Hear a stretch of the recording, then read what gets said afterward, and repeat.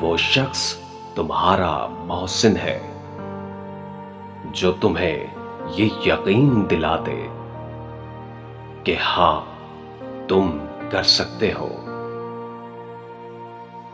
रिश्ता निभाने का सर्फ ना हो तो रिश्ता बनाने से गुरेज कीजिए। हमेशा एक उसूल याद रखो, जहां अपनी जगह महसूस ना हो वहां से खुद को अलग कर लो। जब ये महसूस कर लो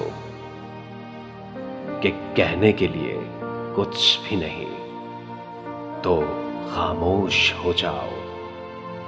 इसीलिए कि खामोशी आलिम का जेवर है और जाहिल का पर्दा। अपनी जगह बनाने के लिए हमेशा दूसरों के काम आओ। इसलिए कि लोग तुम्हारी कदर तब तक करेंगे जब तक तुम उनके काम के हो।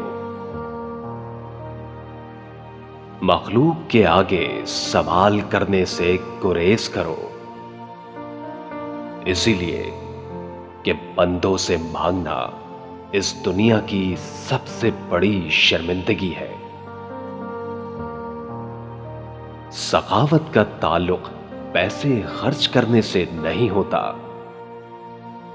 क्योंकि मैंने बड़ी बड़ी गाड़ियों में अक्सर छोटे लोग और टूटी हुई चप्पल वाले बहुत से बड़े लोग देखे हैं।